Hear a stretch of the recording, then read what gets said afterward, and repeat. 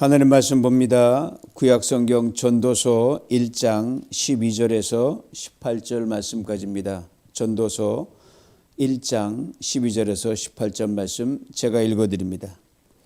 나 전도자는 예루살렘에서 이스라엘 왕이 되어 마음을 다하며 지혜를 써서 하늘 아래에서 행하는 모든 일을 연구하며 살핀즉 이는 괴로운 것이니 하나님이 인생들에게 주사 수고하게 하신 것이라. 내가 해 아래에서 행하는 모든 일을 보았노라. 보라, 모두 다 헛되어 바람을 잡으려는 것이로다. 구부러진 것도 곧게 할 수 없고 모자란 것도 셀 수 없도다. 내가 내 마음속으로 말하며 이르기를 보라, 내가 크게 되고 지혜를 더 많이 얻었으므로 나보다 먼저 예루살렘에 있던 모든 사람들보다 낫다 하였나니 내 마음이 지혜와 지식을 많이 만나 보았음이로다. 내가 다시 지혜를 알고자 하며 미친 것들과 미련한 것들을 알고자 해 마음을 썼으나 이것도 바람을 잡으려는 것인 줄 깨달았도다. 지혜가 많으면 번뇌도 많으니 지식을 더하는 자는 근심을 더하느니라. 아멘. 전도서라는 책 지혜서입니다. 온 땅에 넓게 온 땅에 있는 모든 수많은 많은 사람들, 그 사람들의 삶의 애환 깊숙이 들어가서 모든 걸 다 연구하여 살펴보니 인생이 이렇더라 라는 것을 깨우친 사람이 적어놓은 글. 글이 길지는 않지만 인생의 모든 지혜와 모든 것들이 깊이와 넓이가 높이가 더함으로 함축되어 있는 아주 오묘하고 기이한 책입니다. 바로 이 전도서는 그 시작과 끝이 같은 책이라고 볼 수 있습니다. 여긴 1장 2절은 이렇게 말합니다. 전도자가 이르되 헛되고 헛되며 헛되고 헛되니 모든 것이 헛되도다. 전도서 본론이 끝나는 12장 8절은 이렇게 또 말합니다. 전도자가 이르되 헛되고 헛되다 모든 것이 헛되도다. 앞과 뒤가 헛되니까 다 헛된 거죠. 그럼 뭐가 남냐? 허물을 말하는 것처럼 보이지만 허물 속에 기이한 통찰력으로 인생의 지혜를 가르쳐주고 있습니다. 그 헛되고 헛되다는 시작과 끝 사이에 헛되다는 말만, 그 표현만 39번이 등장하는데 골고루 퍼져 있습니다. 1장부터 12장까지. 오늘 본문은 전도서 저자가 자신의 이야기를 본격적으로 시작하는 본론에서도 시작 부분입니다.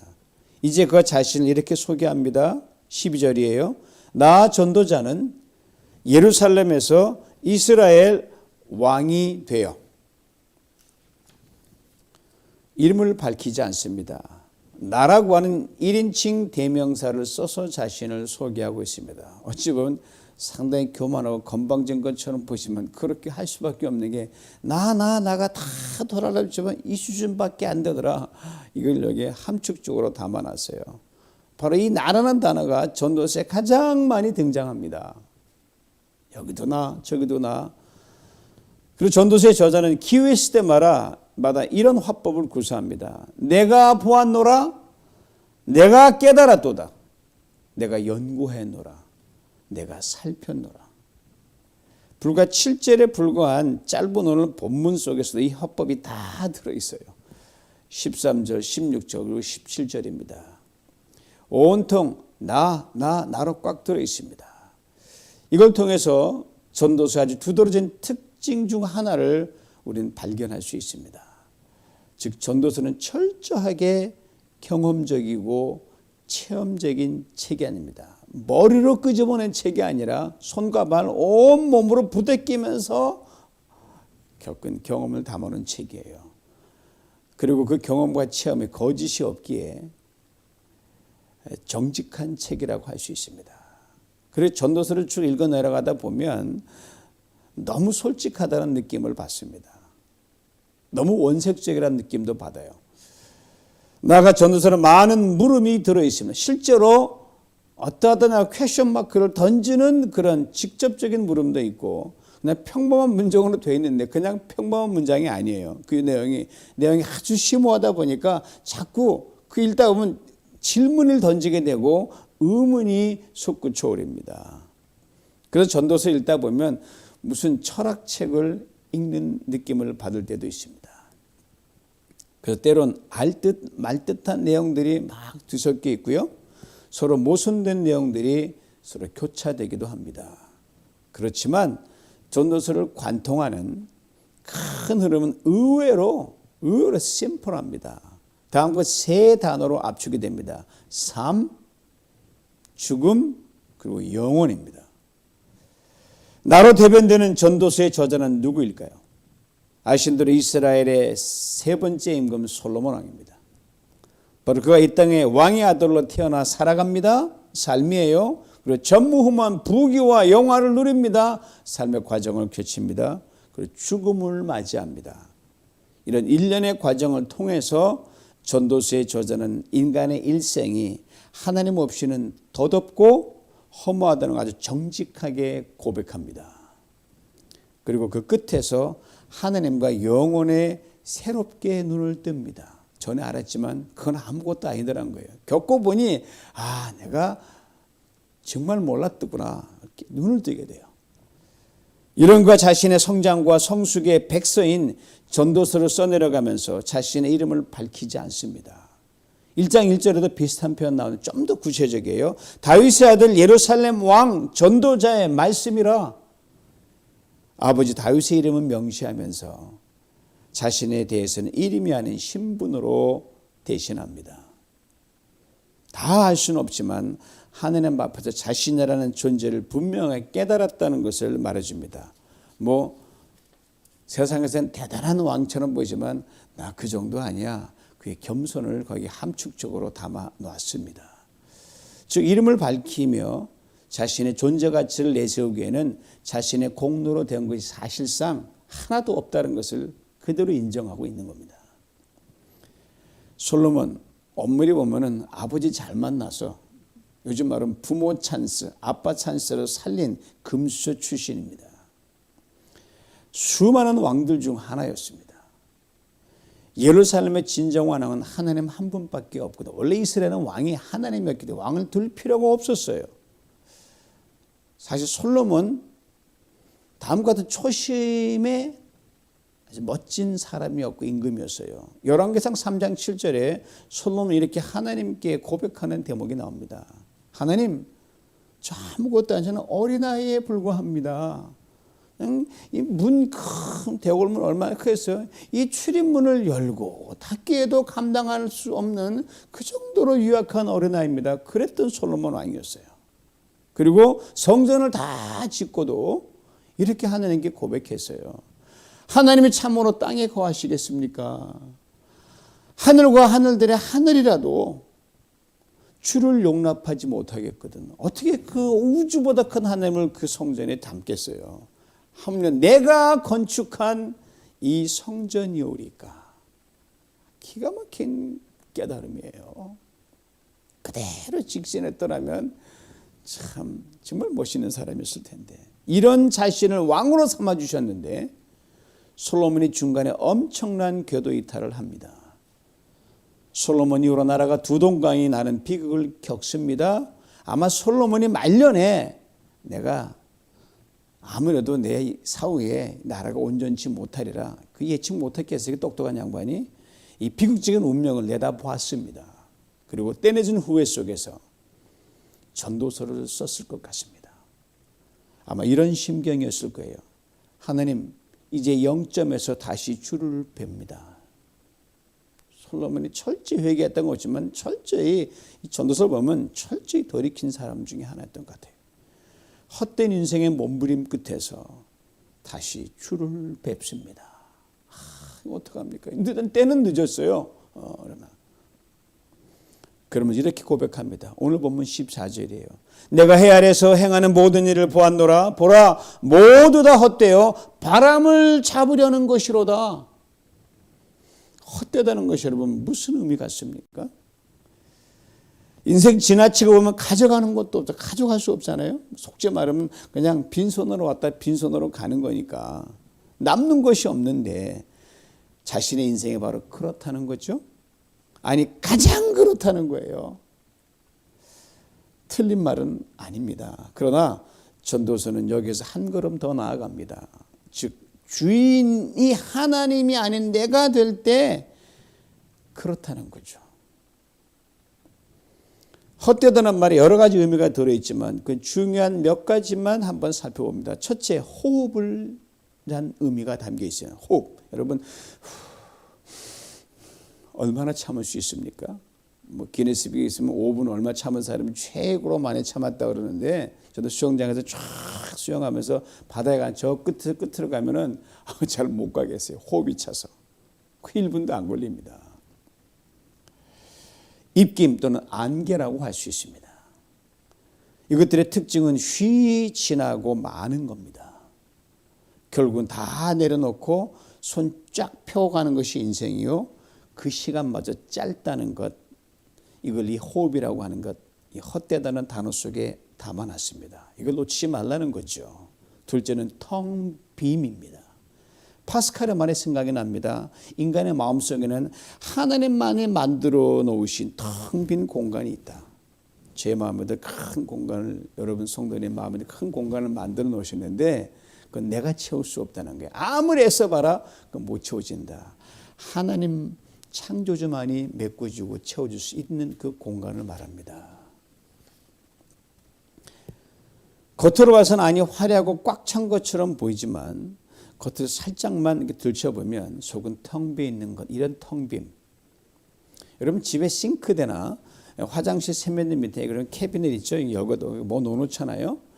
그 텅 비어 있는 게 바로 헛된 것이란 그런 의미입니다. 여러분 읽어보면 이거 없잖아, 허당이잖아 그러잖아요. 이름하여 베너티 캐비닛이라 그래요. 허영의 캐비넷, 텅 빈 캐비넷. 여러분 아무것도 없고 이런저런 잡동사니만 거기 들어져 있어요.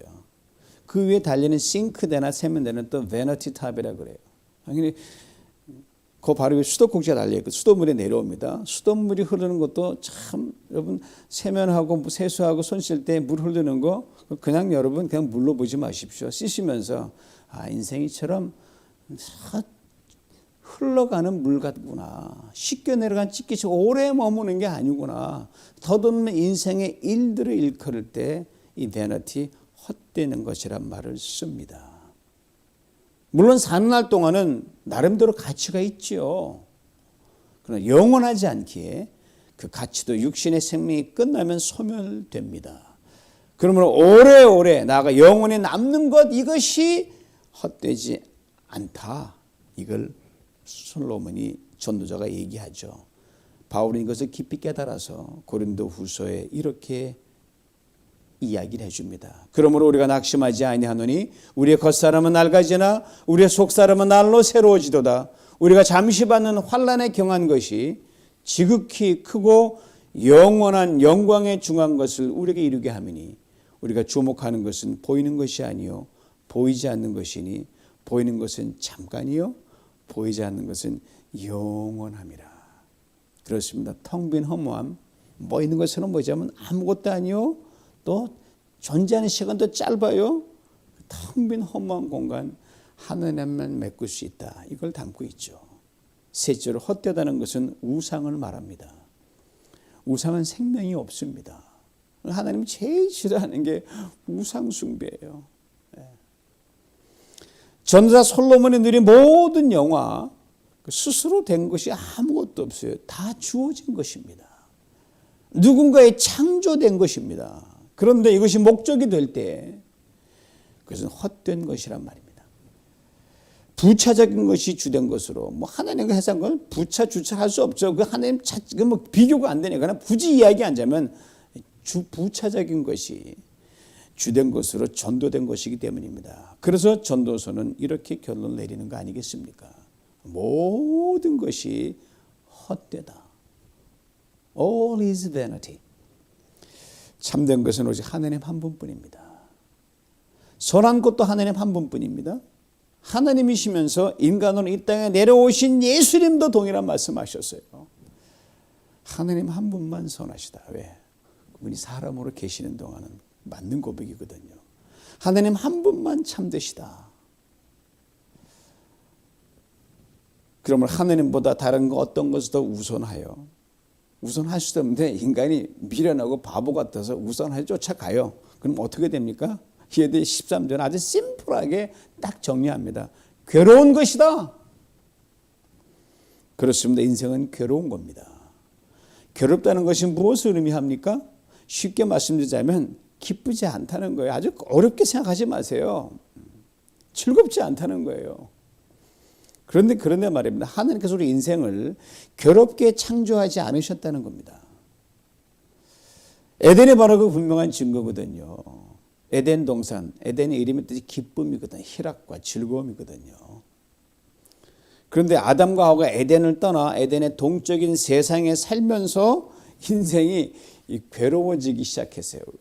에덴이 집이잖아요. 에덴 밖은 집 밖이니까. 그러니까 뭐 사람도 그러잖아요. 집 떠나면 무슨 고생이라 그러잖아요. 괴로움이죠. 에덴의 동쪽에는 가시와 엉겅퀴 나서 괴롭습니다. 그러므로 하나님이 이렇게 말씀하셨어요. 인생을 괴롭게 창조하지 않았다. 그리고 예레미야 애가 3장 33절에 이렇게 분명히 말씀합니다. 주께서 인생으로 고생하게 하시며 근심하게 하심은 본심이 아니시로다. 에덴의 동쪽에서는 남자는 일하기 때문에 여자는 애를 낳아 키워서 그 산고의 고통을 겪어야 되니까 그래서 괴롭고 힘든 건가요? 여러분 그렇지 않습니다. 오해하지 마십시오. 여러분 인간은 에덴 동산에서도 남자는 일하도록 창조받았고요. 여자는 아이를 낳고 살면서 생육하고 번성하라고 하나님 그렇게 말씀하셨어요. 다만 에덴에서는 고생해도 이것이 괴롭지 않았고 기쁨이었습니다.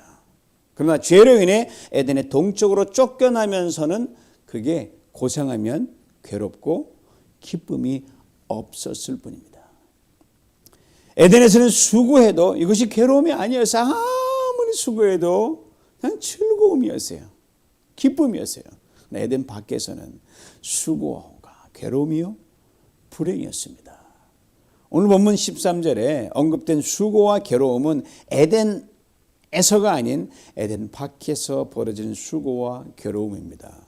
그런데 이 괴로움과 수고에 대해 이렇게 설명하고 있거든요. 하나님이 인생들에게 주신 것. 이 말씀 조금 모순되게 들리지 않습니까? 아니 인생으로 고생하게 하고 근심하게 하시는 분이 아닌 게 하나님이신데 수고와 괴로움을 주셨다니 이게 뭔가 나름 이해하지만 야릇한 그런 기분이 들어요. 모순처럼 들립니다. 그러나 맞습니다. 수고를 주셔서 괴롭게 하고 계십니다. 왜요? 다시 하나님을 중심으로 인생 재정렬해라. 그렇게 하라고 주시는 수고요 괴로움입니다. 죄와 불순종으로 잃어버렸던 에덴의 기쁨을 에덴 동산 밖에서라도 완전하진 않지만 다시 찾기를 하나님은 원하시기 때문입니다. 그러게 에덴 동산 밖에서 인생들에게 주신 수고와 괴로움은요 쓰죠. 삼키기에 힘들고 어려울 때가 있죠. More than we can bite. 씹어먹기 너무너무 힘들어요. 그러나 다시 하나님을 찾아갈 수 있도록 우리 인생의 길 앞에 하나님이 의도적으로 놓으신 디딤돌입니다. 밟으면 됩니다. 피하면 안 돼요. 이것을 잊지 말아야 됩니다. 이것을 하나님께서 먼 훗날 예수 그리스도를 통해 확증해 주셨습니다. 에덴 밖에서 인생들이 겪는 모든 수고와 괴로움을 예수 그리스도께서 친히 다 짊어지시고 일단 기쁨으로 대역전을 시켜 놓으셨어요. 원칙적으로. 에덴과 험한 세상에서 수고를 위해 태어난 우리들을 다시 에덴으로 돌이키기 위해서 십자가를 지셨습니다. 그리고 이렇게 친히 말씀하셨습니다. 수고하고 무거운 짐진 자들아 다 내게로 오라. 내가 너희를 쉬게 하리라. 에덴 밖으로 쫓겨난 우리네 인생들을 길이 참으시는 중에 하나님께서 친히 에덴을 박차고 친히 에덴 밖으로 나오셨어요. 참 놀라운 거예요. 우리의 수고와 괴로움을 더 대신 걸머지신 분이 예수 그리스도 우리 주님이십니다. 전도자의 저자 솔로몬, 그는 출생부터 솔로몬 성전을 짓기까지 그리고 그 이후 얼마까지는 잘 나갔습니다. 아버지 다윗의 후광을 입어서 탄탄대로를 달렸습니다. 물론 그보다 먼저 하나님의 탁월한 은혜가 그에게 부어졌기 때문입니다. 소위 말하는 방향을 잘 잡고 나가는 인생이었어요. Well oriented 인생이었습니다. 하나님 정말 잘 섬겼고 신실했습니다. 그러던 그의 인생이 갑자기 방향 감각을 잃기 시작합니다. 나는 어린아이라 대문을 열고 드나드는 것도 잘 모릅니다. 그렇게 겸손으로 띠를 띄웠던 그가 자기 지혜를 더 의지하기 시작합니다. 자기의 권세와 부귀와 영화에 더 이끌려서 눈이 가는 대로 귀에 들리는 대로 욕망을 쫓아 교만의 탑을 쌓기 시작합니다. 이른바 방향을 잃은 인생이 되기 시작합니다. Disoriented life예요. 하나님을 멀리하고 헛된 우상을 쫓아갔습니다. 방향을 잘 잡고 갈 때는 그 향하는 모든 도모와 수고는 정말 기쁨이었어요. 왕실에 누워도 내가 어떻게 임금이 되나 너무너무 기쁘다. 백성들이 하나님의 지혜를 따라 다 정리되고 태평생들이 하나님 이 웬 기쁨입니까? 아마 그렇게 매일 밤 부르짖고 고백했을 거예요. 근데 방향을 잃기 시작하면서 기쁨이 아닌 매일 밤이 괴로움이었어요. 왕의 침소가 왕이 아니에요. 괴로움의 침상이었어요. 처음엔 이 괴로움의 출처가 뭔지 몰랐어요. 그러나 그가 노년에 다시 돌이켜 하나님께로 다시 돌아오고자 했을 때 솔로몬은 그제야 깨달았습니다. 앞에서 언급했듯이 이것을 오늘 본문에서 이렇게 고백합니다. 하나님이 나를 괴롭게 하셨다. 하나님 나를 이렇게 수고하게 하셨고 힘들게 하셨다. 그렇습니다. 우리가 잘못된 인생의 방향을 다시 고칠 때 비로소 내가 왜 이런 고생을 하는지, 내가 왜 이렇게 수고로운 인생을 살아가는지를 깨닫게 됩니다. 여러분 고생해도 고생의 의미를 알면 그건 고생이 아니에요. 모르니까 이게 문제죠. 솔로몬이 바로 그랬습니다. 깨달았습니다.